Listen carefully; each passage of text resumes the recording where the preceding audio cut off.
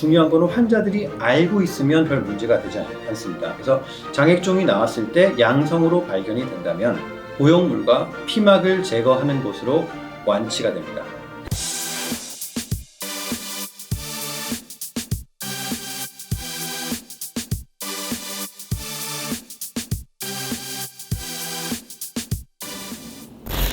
안녕하세요.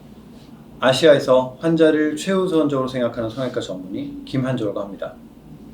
오늘은 조금 중요하기도 하고 굉장히 좀 심각한 말씀을 드리려고 합니다. 최근 언론 보도에서 많이 나왔죠. 알러간 보형물 관련 보형물 자체가 림프종을 발생한다. 사실 여기서 맞는 내용도 있고 틀린 내용도 있습니다. 그래서 먼저 전체적인 개요를 먼저 말씀드리겠습니다.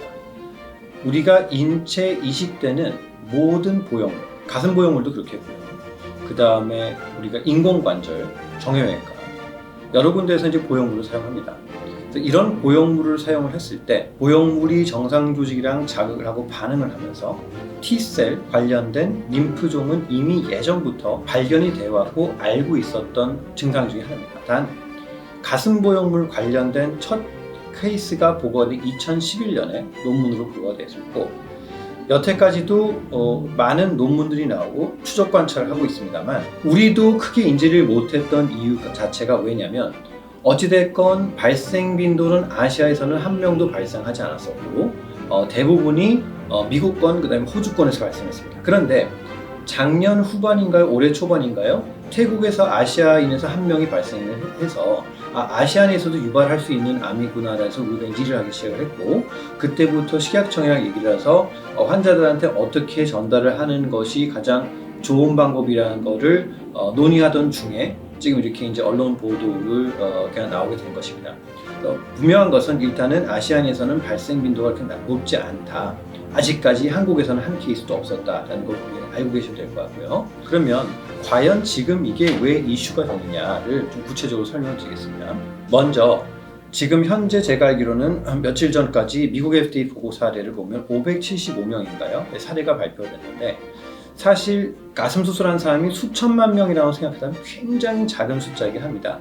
하지만 어떻게 보면 작은 숫자라도 환자한테는 굉장히 심각한 병이 될 수가 있겠죠. 일단은 통계는 그렇다. 자, 그러면 알러간 보형물이 리콜이 된다는 거에서는 왜 그런 현상이 일어나느냐? 사실 이거는 모든 텍스처드 보형물에 해당되는 겁니다.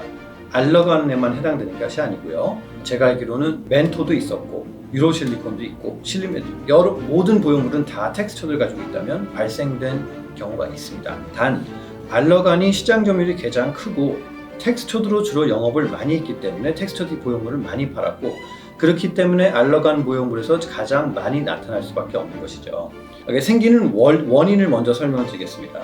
자, 보형물이 들어가서 스무드 보형물은 피막이랑 붙지 않고 피막 안에서 돌아다니게 되겠죠. 그런데 텍스처드 보형물이랑 조직이랑 붙게 됩니다. 이 조직이랑 찍찍이처럼 벨크로라고 하죠. 찍찍이처럼 붙는데 환자가 움직이고 이동을 하면서 마찰이 일어나게 되면 이 조직이 뛰어졌다 앉았다 뛰어졌다 앉았다 하는 거죠. 그런 어떤 마찰력, 피부를 안에 있는 조직을 계속 자극하는 것 때문에 자극성 물질들이 결국은 내 면역세포를 자극해서 림프종을 발생하게 되는 원리라고 생각을 하시면 되겠습니다. 그럼 일단은 원인은 그렇고 평균적으로 현재까지 논문에 나와서 조금 차이는 있지만 어떤 논문에서는 수술을 하고 나서 7, 8년 후 어떤 논문에서 11년 후가 평균 연수라고 하는데요. 논문의 통계를 어떻게 내냐에 따라서 조금 차이는 있습니다. 그래서 보통 수술하고 1년 이내에 나타나진 않고 1년 이후에 한참 후에 나타나는 거 평균적으로 7, 8년, 11년 정도 이후에 나타나는 증상이라고 생각하시면 됩니다. 자, 그러면 이게 나타나는 초기 증상은 어떻게 나타나는 것이냐? 발견하기가 굉장히 힘들기 때문에 문제가 될 수 있겠죠. 초기 증상은 통증과 마찰력 때문에 물이 차면서 가슴이 붓게 됩니다. 그게 이 림프종의 첫 번째 임상적인 증상이 되겠습니다. 자, 그러면 그게 발생을 했을 때 수술하셨던 병원에 내원해서 검사를 해야 되는데 어떤 검사를 하느냐? 부었을 때 거기 안에 있는 장액을 추출해서 두 가지 검사를 하게 됩니다. CD30, ALK라는 어떤 세포의 마커가 있습니다. 그 마커가 존재가 있느냐, 그러니까 CD30이라는 마커는 양성이 나와야 되고요. ALK를 맡아는 음성이 나와야 됩니다. 그랬을 때 이제 확정 진단이 되게 되는 것이고, 저도 사실 얼마 전에 제 환자 중에 수술하고 한 3년 정도 됐던 분이 갑자기 장액이 발생하셔서 이 검사를 진행했습니다. 다행히 음성으로 나와서 별 문제 없이 진행이 됐고요. 그래서 이거를 중요한 거는 환자들이 알고 있으면 별 문제가 되지 않습니다. 그래서 장액종이 나왔을 때 양성으로 발견이 된다면 보형물과 피막을 제거하는 것으로 완치가 됩니다. 클레멘스라고 이 분야에서 제일 논문을 많이 쓰고 연구를 많이 한 UT 사우스웨스턴에 있는 MD 앤더슨이죠. MD 앤더슨에서 교수가 본인은 이 치료를 했던 환자들 피막을 제거하고 보형물을 제거하고 바로 스무드를 넣어도 아무런 상관없이 유지를 할 수 있다고 얘기를 하고 있습니다. 그러니까 바로 다시 스무드로 대체를 해도 문제가 없다라는 얘기를 해서 사실은 바로 완치가 되는 질환이다. 그래서 저한테 수술받은 환자들한테도 제가 드리고 싶은 얘기는 일단 환자분들이 그런 증상이 나타나면 언제든지 병원에 오셔서 치료를 하셔라. 그러니까 상태를 보고 저한테 진단을 받는 것을 알고 계신다. 알고 계신 상태에서 저한테 진단을 받고 그 문제가 없다면 완치가 되는 병이라는 걸 일단 먼저 알고 계시면 될 것 같고요. 자, 그래서 미국 FDA에서도 예방적으로 제거를 할 필요는 없다라는 설명을 하고 있습니다. 현재 이게 왜 이슈가 됐냐면 실제로 케이스 숫자는 굉장히 적긴 하지만 올해 초반에 프랑스에서 이 마크로 텍스처드 보형물을 승인을 불허했습니다. 그 이유는 왜 프랑스가 굉장히 민감하게 반응을 했냐라는 생각을 해보면 그 과거로 돌이켜 가야 되는데 2008년에 프랑스에서는 굉장히 큰 사태가 있었습니다. 어떤 사태가 있었냐? PIP라는 프랑스 자국의 보형물 회사가 있었는데요. 이 보형물 회사가 어떤 행위를 했냐면 그 보형물에 들어가는 의료용 실리콘이 아닌 공업용 실리콘으로 보형물을 만들었던 게 발견이 됐습니다. 그래서 그 허가를 내줬던 프랑스 정부가 PIP에 수술을 했던 모든 사람들을 상대해서 배상을 해줘야 되는 굉장히 난처로운 상황에 처하게 됐죠. 그래서 그런 어떤 잘못을 반복하지 않기 위해서 프랑스 정부가 제일 먼저 예민하게 이 텍스처드 보형물에 대해서 허가를 불허했고요. 프랑스의 결과를 보고 미국에서도 이제 여러 가지 의사들이 예민하게 반응을 하다 보니까 공청회를 열게 됐습니다. 공청회를 열은 것은 미국에 있는 보형물 회사들, 그다음에 환자들을 상대로 공청회를 열었는데 거기서의 권장 사항은 예방적으로 제거를 할 필요는 없다. 단 증상을 알고 정확하게 추적 관리하자라는 결론이 났습니다. 미국 FDA는 공식적으로 그렇게 결론을 났는데 그래도 이것을 알고 판매를 하는 것보다는 자발적으로 알라건이 리콜하는 게 낫다고 권고를 했고 그래서 알라건에서는 그래 그럼 우리가 알아서 시장에서 뺄게 하고 리콜을 한 겁니다.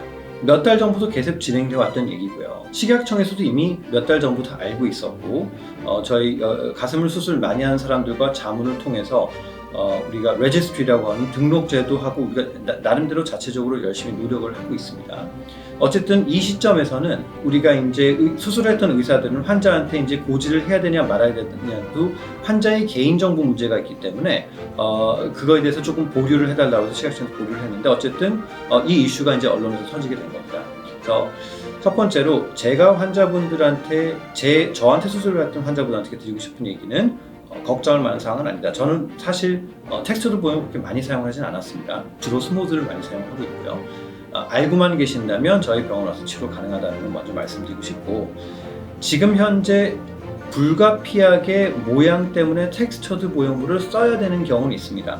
그런 경우에는 지금 저도 이제 설명을 환자들한테 AAC의 가능성을 설명을 드리고 있고요. 어쨌든 알라건이라는 보형물이 리콜돼서 사용을 할 수 없기 때문에 대안적으로 다른 보형물 회사의 물방울을 사용을 할 수밖에 없는 상황이 됐지만 그런 자세한 부분은 어쨌든 필요한 경우에 상담을 하셔서 결정을 하면 될 것 같습니다. 그래서 오늘 결론적으로 드리고 싶은 얘기는 뭐냐면 다시 한번 지금 언론에서 최근에 많이 나오는 얘기들이 굉장히 새롭게 갑자기 터진 얘기라고 생각을 하시겠지만 그 숫자가 지금 어느 순간 갑자기 급작스럽게 나타나는 것도 아니고요. 2011년부터 처음 보고가 되면서 계속 그 미국 등록제를 통해서 MD 앤더슨 위주로 해가지고 논문들이 나오면서 어떻게 대안을 마련할 거에 대해서 우리가 이렇게 수많은 논의가 돼 있었고 사실 우리나라에서는 그 물방울 보형물이 2012년에 처음 허가가 났습니다. 그래서 아마 평균적인 시기로 나타난다면 지금부터 한두 명이 나타나야 될 시기긴 하지만 아직 아시아에서는 발병은 태국 한 명밖에 없었다. 그리고 또 한 가지는 림프종 자체가 사실은 그 유전적인 영향도 있는데요. 아시아인에서는 흔하게 나타나는 질환 자체가 아닙니다. 그래서 제가 보기엔 그 걱정할 필요는 없다.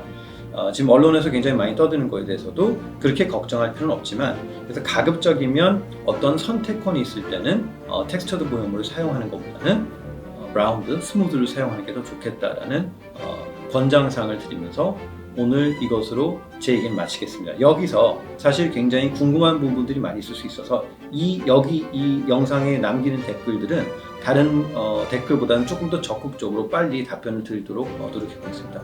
감사합니다.